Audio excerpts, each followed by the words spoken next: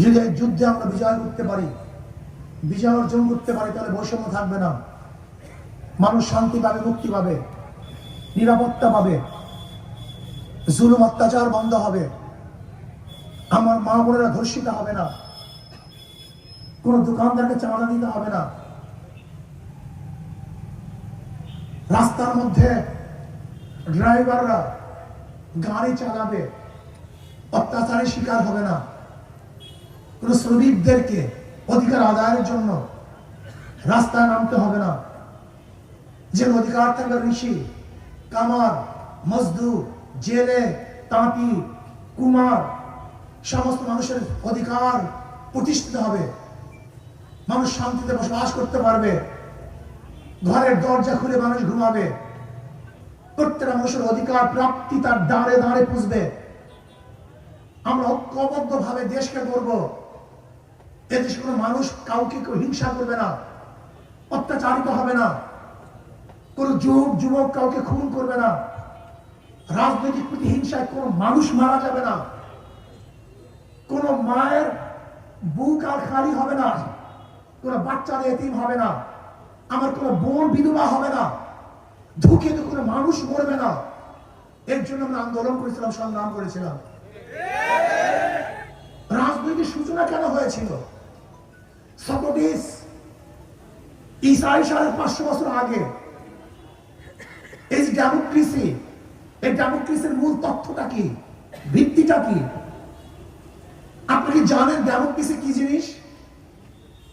Democracy মানেই হলো যে প্রত্যেক স্টেজ থেকে স্বাধীনভাবে কথা বলতে পারবে, প্রতিপক্ষের দুর্বলগুলি ধরিয়ে দিবে,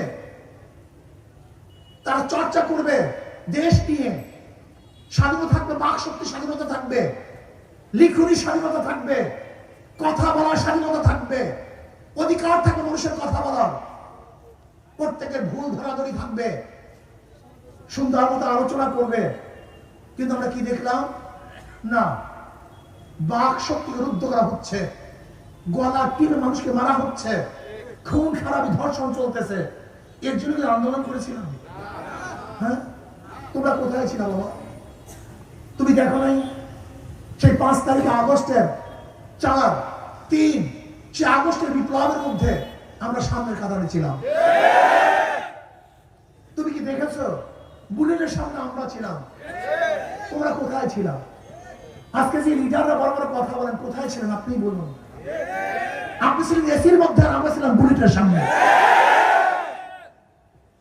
আপনি ছিলেন আরামে, আর আমরা ছিলাম ট্যাঙ্কের সামনে। আজকে বড় কথা বলেন। হ্যাঁ, কি করেছেন? আমি বিবেকবান বন্ধুদেরকে বলি, যাদের মাথার মধ্যে ঘিলু আছে, যাদের ঘিলু নষ্ট হয়ে গেছে, তাদের কাছে আমার কোনো বক্তব্য নেই। যাদের ঘিলু পচে গেছে, তাদের সাথে কোনো বক্তব্য নেই। আচ্ছা বলো তো, এদেশে 71-এর পরে শেখ সাহেবকে ক্ষমতা বসিয়েছিলাম, 72-এর সংবিধান রচিত হয়েছিল। তোমরা কি জানো 73-এ নির্বাচন হয়েছিল? 73 সনে 1973 নির্বাচন হয়েছিল। সেই নির্বাচনে 293 সিট পেয়েছিল কি জানো? আওয়ামী লীগ। এই মোস্তাক সাহেবকে কিভাবে পাশ করানো হয়েছে জানো? হেলিকপ্টারে। মোস্তাক সাহেব বাড়ি কুমিল্লা দাউদকান্দি, সেই দাউদকান্দি থেকে ভোটের বাক্স হেলিকপ্টারে নিয়ে এসে এই মোস্তাক সাহেবকে শেখ সাহেব পাশ করিয়েছিলেন। আবার এই আওয়ামী লীগে তার বিরুদ্ধে স্লোগান দিয়েছে শেখ সাহেবের খুনিকে মোস্তাক সাহেব। তুমি কি জানো সেই নির্বাচন সুষ্ঠু নির্বাচন হয় নাই? সেই নির্বাচন হয়েছিল এক অপশক্তি নির্বাচন, জুলুমের নির্বাচন, অত্যাচারের নির্বাচন। 93-তে যারা 293টা সিট পেয়েছিল, 75-এ সেই লিডার দুনিয়াতে নাই। আবার এসছেন জিয়াউর রহমান সাহেব। পাকিস্তানের পরে শেখ সাহেব, তিনি ক্ষমতায় এসে বাকশাল করলেন। একতন্ত্র, কোন দল থাকবে না, কোন গোষ্ঠী থাকবে না।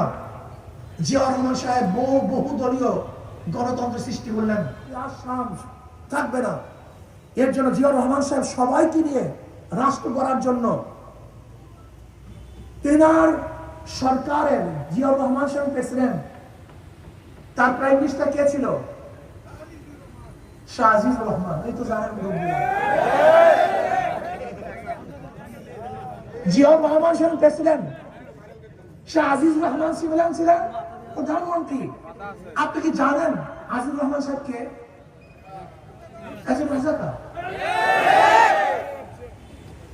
অথচ আমাদের দেশে যারা বিএনপি করে, ছাত্র দল করে, বন্ধুরা জানিই না আজকে রাজাকের বিরুদ্ধে স্লোগান দিলে এই স্লোগান চলে যায় জিয়াউর রহমান সাহেবের বিরুদ্ধে। ও জানিই না ও রাজনীতি করে। আমি আশ্চর্য হয়ে যাই জ্ঞানে পড়ে দিই, এটা কি রাজনীতি করে, কিসের কিভাবে রাজনীতি আমার জানা নাই, আমি জানি না। আচ্ছা বলো তো, শাখা চৌধুরী তিনি কে? তিনি কি বিএনপির লোক না? যাকে এই শেখ হাসিনা ফাঁসিতে ঝুলিয়েছিলেন, শাখা চৌধুরী কে? সে কার লোক ছিল? কোন দলের লোক ছিল? কোন দলের মন্ত্রী ছিল? তুমি কি তোমার নিজের ঠোঁট নিজের চেহারা মাখতেছো নাকি? ইতিহাস জানো, শুধু গাজার কোরকে মুখে নিয়ে রাজনীতি করা যায় না। ইতিহাস জানতে হয়, শিখতে হয়, বুঝতে হয়, না লজ্জিত হবা, শরম পাবা। দেখো এই দেশ কিন্তু আগে সেই দেশ না। তুমি কেন বুঝো না, মানে কেন বুঝতেছ না বন্ধু? আগে একটা খবর ছাপা হতো ঢাকায়, ধরো যে পত্রিকার সবচেয়ে বেশি প্রচারিত ছিল তার সার্কুলেশন কত ছিল? হয়তো 3 লক্ষ বা 2.5 লক্ষ। ঢাকায় ঘটনা ঘটতো, বাংলাদেশের বিভিন্ন জায়গায় ঘটনা ঘটতো, মানুষের দ্বারে পুষতো, 3 লক্ষ মানুষ পড়তো না পড়তো, বিশ্বাস করতো করতো না, একটা পরিবর্তন হতে সময় লাগতো। আর এখন আমি বক্তব্য দিতে আসি, 1 মিনিটের মধ্যে গোটা দুনিয়ায় বক্তব্য দেখবে। তুমি ভেবেছো সে আগের পরিবর্তন যেরকম টাইম নিয়ে হইতো এখন সেই পরিবর্তন হবে? হ্যাঁ, তুমি আগের মানুষকে যে বোকা মনে করতে, এখন সেই মানুষ বোকা, এটা তুমি ভাবতেছো? এখন রিক্সাওয়ালা, ঠেলাওয়ালা, কুলি মজদুর সবাই শিক্ষিত, হয়তো একাডেমিক পড়াশোনা করে নাই, কিন্তু রাজনৈতিক ভাবে খুবই সচেতন, আর চিন্তাও করতে পারবা না। আমি আমার বন্ধুদেরকে বলবো, দেখো হিংসাচার বাদ দাও, মারামারি কাটাকাটি, এটা জিয়াউর রহমান সাহেবের আদর্শ না। জিয়াউর রহমান সাহেবের আদর্শ ছিল সবাইকে নিয়ে দেশটা গড়া। আর তোমার স্লোগান কি? অমুককে রাখবো না, অমুকে দাঁত হালাইয়া দেবো, অমুকে বিদায় দিয়া দেবো। এটা তোমার নেতার আদর্শে ছিল। কমপক্ষে জিয়াউর রহমান সাহেবকে নিয়ে স্টাডি করো, কমপক্ষে মিনিমাম জিয়াউর রহমান সাহেবকে নিয়ে গবেষণা করো, তার বক্তব্যগুলো পড়ো, তার বক্তব্য শুনো, বক্তব্য জানো, তারপর আন্দোলন করো, তারপর রাজনীতি করো। তুমি এত বোকা হবা কেন? যারা পড়াশোনা করে তারা বোকা হবা কেন? পড়াশোনা করো, জানো তিনি কি বলতে চেয়েছেন, তার আদর্শ কি ছিল, রাজনীতি কি ছিল, তোমাকে জানতে হবে অবশ্যই। আমরা ভেদাভেদ করবো কেন? আমরা ভারতের বিরুদ্ধে সবাই ঐক্য, ফ্যাসিস্টের বিরুদ্ধে সবাই ঐক্য, জুলুমের বিরুদ্ধে আমরা সবাই ঐক্য, খুনিদের বিরুদ্ধে সবাই ঐক্য।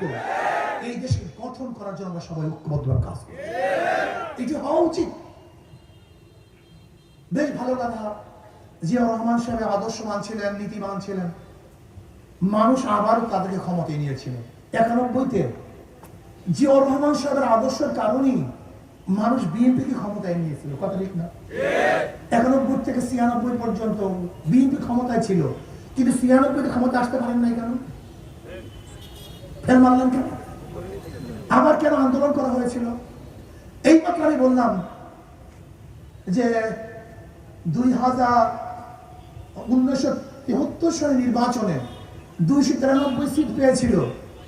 আবার আপনি কি জানেন 96-তে 15 ফেব্রুয়ারি নির্বাচন হয়েছিল, জানেন আপনি? মুরব্বীদের মনে নেই?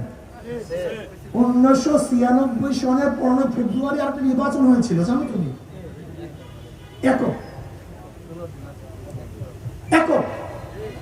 তৎকালীন সময় প্রাইম মিনিস্টার খালেদা জিয়া বলেছিলেন, কেউ যদি নির্বাচনে অংশগ্রহণ না করে আমরা একা নির্বাচন করি। এবং একা নির্বাচন করে জানো ক্ষমতার মেয়াদ কয়দিন ছিল?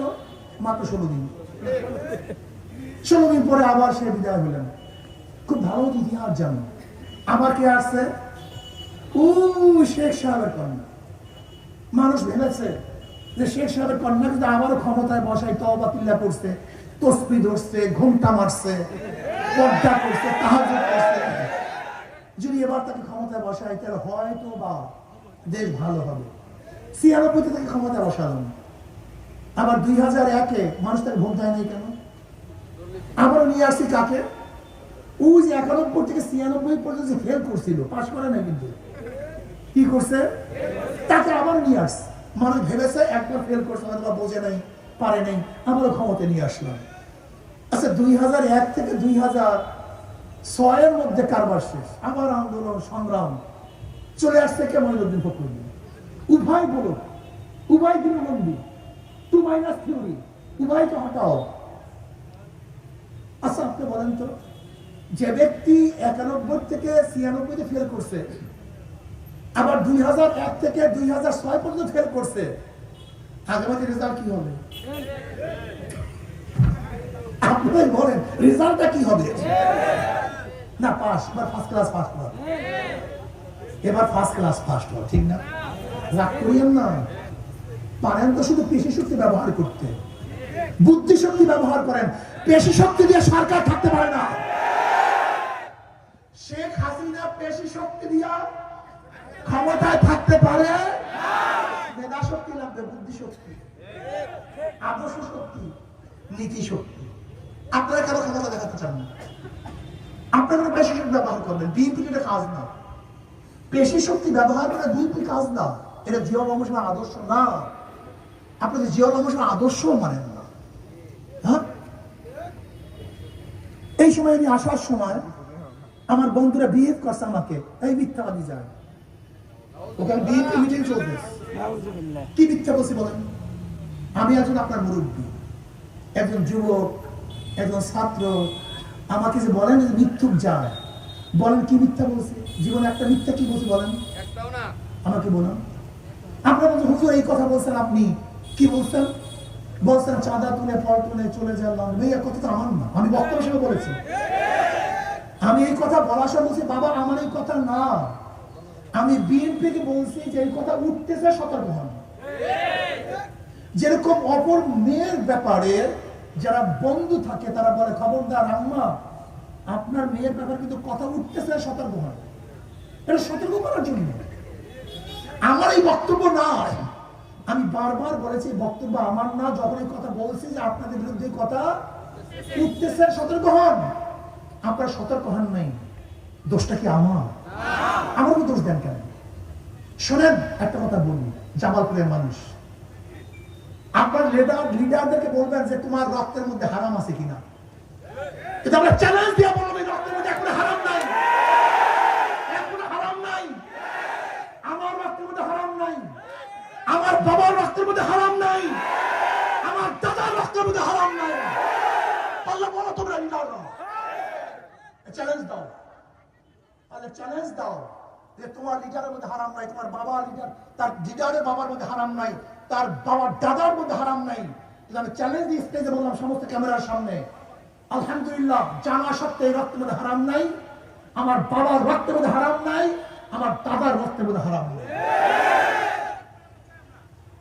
আমরা মিথ্যা বলি না, আমার বাবাই মিথ্যা বলেন নাই, আমার দাদাই মিথ্যা বলেন না। বললাম তো, বের করে দাও কোনটা মিথ্যা বলছে, বলো। উদ্ধৃতি দিলে সে মিথ্যাবাদী হয় না। অমুক এই কথা বলছে, সেই কথা তার হয় না। গল্প পড়ো না, সাহিত্য পড়ো না, কবিরা কি করেন, সাহিত্যিকরা কি করেন, এতটুকু পড়াশোনা করো না। উদ্ধৃতি কি নিজের কথা হয়? হ্যাঁ, দেখো যে বক্তব্যগুলি দিচ্ছি খুব ভালো মতো বোঝার চেষ্টা। আমরা কাউ শত্রু, আমরা সবাই বন্ধু। জুলাই বিপ্লব একসাথে করছে, আজকে বিচ্ছিন্ন হবো কেন? আজকে একজন একজন শত্রু হবো কেন? জুলাই বিপ্লবের উদ্দেশ্য কি ছিল? মানুষকে রক্ষা করা, এই দেশকে গঠন করা। আসো আমরা সবাই মিলে জিলে দেশকে গঠন করি, আদর্শবান হই, চরিত্রবান হই, নীতিবান হই। ওই পার্শ্ববর্তী যারা আমাদের দুশ্মন তাদের ব্যাপারে ঐক্য হই, দেশকে গড়ি। যে ক্ষমতায় যায় যা, এটা আমাদের কোনো আফসোস নেই। আমরা ক্ষমতার পাগল না রে বাবা। ইসলামী আন্দোলন বাংলাদেশ ক্ষমতার পাগল না। যদি আমরা ক্ষমতায় যেতে চাইতাম তাহলে 2001 ক্ষমতায় যেতে পারতাম। আমরা ক্ষমতার পাগল না, ক্ষমতার পাগল না। এই যে লোকগুলি আসছে দেখছো, একজনও ক্ষমতার পাগল না, নিজের পয়সা দিয়ে আসছে, নিজের পয়সা যাবে। আমরা দেশকে ঘুরতে চাই, এই মহানগর ঘুরতে চাই। যাই হোক, আমি অন্তর্বর্তী সরকারের প্রধান, আমি জনাব ইউনূস সাহেবকে বলবো, জাতিসংঘের যে মানবতা অধিকার দপ্তর আপনি নিয়ে আসছেন, আমরা মানবাধিকার দপ্তর বাংলাদেশে চাই না। এটা মানবাধিকার দপ্তর নয়, এটা সমকামীদের দপ্তর। এখানে যে প্রধান হয়ে আসছে সে সমকামী। এই সমকামী প্রমোট করতে আমরা চাই না, এটা আমাদের সংস্কৃতি না। আমি ডক্টর ইউনূস সাহেবকে 2 হাত করজোড়ে অনুরোধ করবো, আপনার বিরুদ্ধে আন্দোলন ওঠার আগেই এই মানবাধিকার অফিস আপনি এখান থেকে বিদায় দিয়ে দেন। মুসলমান এসে বড় মানবাধিকার গোটা দুনিয়ার মধ্যে কেউ নেই। কাজী কোরআন ও হাদিস যাদের কাছে আছে, অন্য কাউর থেকে মানবাধিকার তার শিখতে কোনো শেখার কোনো প্রয়োজন নেই। কি আপনারা এখানে মানবাধিকার সে অফিস চান? বিষয় সবাই হাত তোলেন, কেউ চান? আমরা কেউ চাই না, কেউ চাই না। সবাই হাত তোলেন, কেউ চাই? আমরা কেউ চাই না। আপনার বিরুদ্ধে আন্দোলন ওঠার আগে এটাকে বিদায় দিয়ে দেন, ঝামেলা দূর করেন। ইনশাআল্লাহ আসুন আমরা সমৃদ্ধভাবে এই দেশটাকে গড়ব।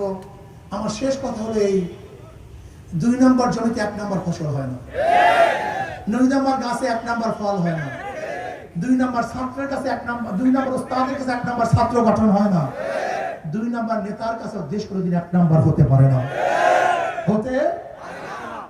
একজনের নাম এ, একজনের নাম বি, একজনের নাম সি। এ উঁচু, বি উঁচু, সি উঁচু। ক্ষমতা আছে এ, সে কি করবে? হটাও এ, বসাও বি, সে কি করবে? হটাও বি, বসাও সি, সে কি করবে? কারণ নেতার পরিবর্তন হয়েছে, দলের পরিবর্তন হয়েছে, নীতি আদর্শ পরিবর্তন হয়নি। এখন শুধু নেতা নয়, নীতির পরিবর্তন চাই। দুর্নীতিবাজ, জালেম, অত্যাচারী, খুনির মাধ্যমে দেশ কোনোদিন দুর্নীতিমুক্ত হতে পারে না। এজন্য আসুন আমার জনগণ বাবারা, কাউকে কেউ শত্রু মনে করবো না, আমরা সবাই আপন, এক, অভিন্ন। কি কথা ঠিক না? মারামারি করবেন কেন? খুনাখুনি করবেন কেন? জুলুম করবেন কেন? শ্রদ্ধা ভরে প্রত্যেকে শ্রদ্ধা করবেন, সম্মান করবেন। আমরা সবাই মিলে ঝিলে এই দেশটাকে গড়ব। আল্লাহ আমাকে এবং আমাদের সবাইকে দেশ গড়ার তৌফিক দান করেন। আর শেষ কথা হলো এই, নৌকা যারা নির্বাচন করে নৌকা চালাতে পারে না, নাঙ্গলে যারা নির্বাচন করে নিজেরা নাঙ্গল বইতে পারে না, যারা ধানের শীষে নির্বাচন করে নিজেরা ধান কাটতে পারে না, যারা কুঠার নিয়ে নির্বাচন করে নিজেরা লাকড়ি কাটতে পারে না, যারা গরুর গাড়িতে নির্বাচন করে নিজেরা গরুর গাড়ি চালায় না, চালাতে পারে না। কিন্তু হাত পাকে এমন একটা প্রতীক, যে নির্বাচন করে সেও চালাতে পারে, যারা করে তারাও চালাতে পারে। হিন্দুরাও, মুসলমানরাও, ছোটরা, বড়রা, ধনীরা, গরিবরা, সবাই প্রতীক হাত পাখা, শান্তির প্রতীক হাত পাখা। কারেন্ট ফেল করে, হাত পাখা ফেল করে। আসুন না, কেউ কেউ মার্কা নিয়ে ঘুমায় না, নাঙ্গল কেউ বুকে নিয়ে ঘুমায় না, নৌকা কেউ বুকে নিয়ে ঘুমায় না, ধানের শেষ কেউ বুকে নিয়ে ঘুমায়। ঘুমের সময় হাত পাখা কোথায় থাকে? এই হাত পাখাটা বুকের উপরে থাকে। ঘুমের সময় মানুষের বুকের উপর কোন পাখা থাকে? হাত পাখা। এটা শান্তির প্রতীক, সবার প্রতীক, সর্বজনীন প্রতীক। আমি বিশ্বাস করি হাত পাখা যদি বিজয় হয়, এই জাতি বিজয় হবে, এই দেশ বিজয় হবে, মানবতা বিজয় হবে। আল্লাহ আমাদের সবাইকে কবুল করে নেন। আল্লাহুম্মা আমিন। রব্বানা যালামনা আনফুসানা ওয়া ইল্লাম তাগফির লানা ওয়া তারহামনা লানাকুনান্না মিনাল খাসিরিন। আল্লাহ আমাদের এক হয়ে এই দেশ গড়ার তৌফিক দান করেন। আল্লাহ সবাই মধ্যে আপসে মহব্বত পয়দা করে দেন। আল্লাহ হিংসা হাসাদ দূর করে দেন।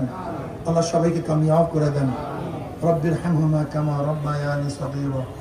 সুবহান রাব্বিকা রাব্বিল ইজ্জাতি আম্মা ইয়াসিফুন ওয়া সালামুন আলাল মুরসালিন। আলহামদুলিল্লাহি রাব্বিল আলামিন। আসসালামু আলাইকুম ওয়া রাহমাতুল্লাহ।